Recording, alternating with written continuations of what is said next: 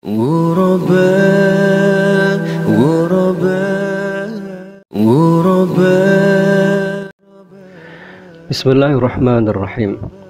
Sahabat sekalian, salah satu problem yang sering dihadapi oleh orang tua adalah anak yang rewel di tengah malam tanpa sebab yang jelas. Kita perlu memiliki pemahaman yang utuh untuk memahami kondisi anak yang mengalami gangguan sejenis ini, agar nanti kita bisa memberikan terapi yang pas, terapi yang tepat untuk anak-anak kita.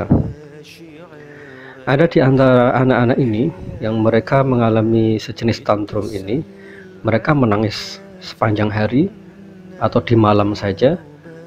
Bisa jadi mereka nangis tanpa sebab yang jelas itu selepas mereka diajak jalan-jalan oleh orang tuanya, atau selepas anak ini melihat sesuatu yang gaib, atau selepas anak ini pindah rumah dengan orang tuanya, atau selepas dia bertemu dengan seseorang lalu setelah itu anak ini rewel tanpa sebab yang jelas. Banyak sekali sebenarnya ragam penyebab yang menjadikan anak ini bisa mengalami hal-hal yang sedemikian ini.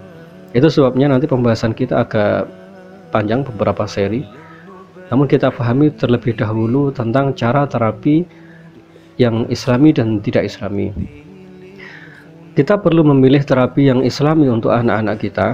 Salah satu sebab terpentingnya adalah agar tidak ada asar atau pengaruh bagi anak itu di kemudian hari.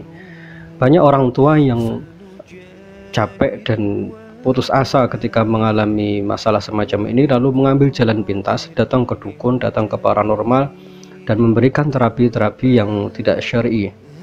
Apa sih efeknya? Ini mungkin yang perlu kita renungkan bersama. Salah satu efek yang paling mendasar adalah pada pembentukan karakter anak itu di kemudian hari.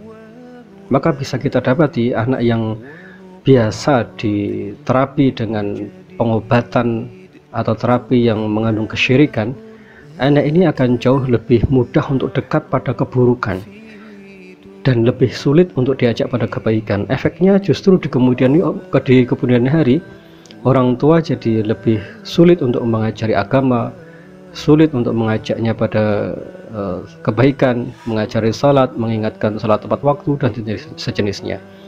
Ini resiko-resiko yang mungkin perlu kita renungkan, karena mengajak anak untuk terapi dengan terapi yang tidak syar'i justru menimbulkan efek yang tidak baik bagi anak itu sendiri. Oleh karena itu, bagi kita sebagai orang tua, terapi yang perlu kita pilih adalah terapi Qur'ani, yaitu dengan bacaan Al-Quran dan doa-doa yang diajarkan oleh Nabi SAW. Nah, mengenai anak yang menangis tanpa sebab yang jelas, ini ada beberapa sebab.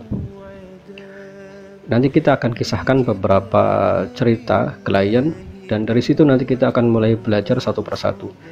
Yang pertama, ada salah seorang sahabat waktu itu datang ke rumah karena mengeluhkan anaknya yang 2 hari 2 malam itu tidak berhenti menangis. Ketika digendong oleh ibunya tetap tidak mau, tetap menangis. Ditidurkan di tempat tidur tidak mau dan tetap menangis. Diberi ASI karena dia masih balita, diberi ASI juga tidak mau. Jadi keluarga ini panik, keluarga ini bingung dan sempat datang ke paranormal, namun tidak kunjung selesai. Lalu kemudian beliau meminta saya untuk membantu menterapi anak ini. Datanglah saya ke rumah sahabat ini dan saya ajak ngobrol perlahan suaminya, dan saya tanya beberapa hal. Salah satunya adalah tentang konflik di rumah, konflik rumah tangga antara sang suami dan istri. Mereka berdua mengatakan tidak ada, dan semua pertanyaan saya dijawab dengan jawaban tidak ada masalah sedikit pun. Entah jujur entah tidak, saya tidak tahu, karena yang jelas saya hanya mempertanyakan beberapa poin yang saya maksud. Sambil mereka masih menggendong si bayi ini. Karena semua pertanyaan saya dijawab dengan tidak, akhirnya ya sudahlah, bismillah, kita lanjutkan terapi. Anak ini kemudian digendong oleh sang ayah. Saya pegang dan saya bacakan beberapa ayat Al-Quran, Al-Fatihah, ayat kursi, dan yang lainnya. Setelah beberapa saat kemudian, anak ini tak kunjung berhenti juga. Dia masih menangis dalam gendongan sang ayah. Maka saya hentikanlah terapi itu. Akhirnya saya tanya kepada yang hadir waktu itu, suami dan sang istri, apakah ada yang dirasakan? Sang suami mengatakan tidak ada dirasakan, sambil dia tetap menggendong anaknya. Dan sang ibu yang kemudian mengatakan, badan saya gemetar pak. Nah bismillah, mudah-mudahan inilah sumbernya. Akhirnya saya tanya lagi, ibu, apakah betul ibu tidak ada perasaan marah, kecewa, konflik bersama suami selama beberapa hari terakhir ini? Akhirnya menangislah beliau, dan beliau menyampaikan bahwa beliau sebenarnya sedang merawat kakaknya, si adik yang balita ini, karena sang kakak ini sakit. Lalu kemudian beliau mengatakan, saya ini capek pak karena mengurus kakaknya, dan suami tidak membantu saya ketika saya merawat anak saya yang pertama. Saya capek, saya lelah, saya marah, tapi saya tidak bisa berbuat apa-apa. Akhirnya terungkaplah sisi batin sang ibu ini, ada kemarahan yang terpendam dalam batinnya. Lalu kemudian saya minta beliau bertaubat kepada Allah karena menyimpan perasaan amarah itu, dan mereka saling memaafkan. Sejenak setelah mereka saling memaafkan itu, Masya Allah luar biasa, si anak ini kemudian digendong oleh sang ibu, dan anak ini terdiam, kemudian diajak ke kamar dan diberikan ASI kepada si anak ini. Dan alhamdulillah anak itu kemudian terdiam.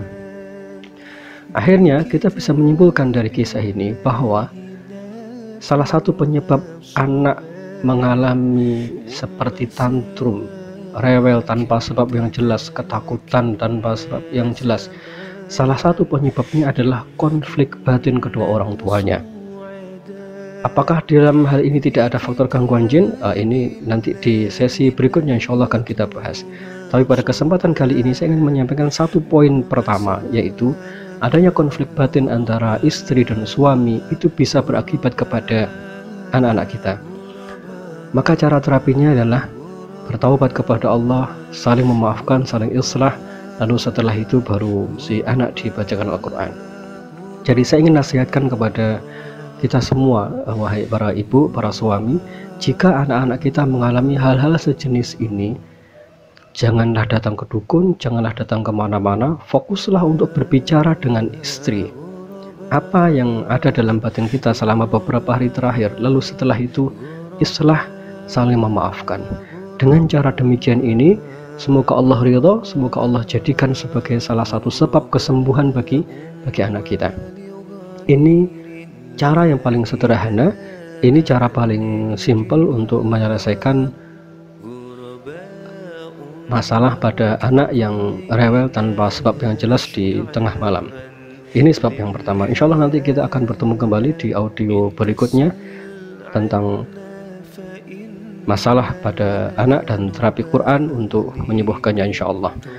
Wallahu a'lam bishawab. Assalamualaikum warahmatullahi wabarakatuh.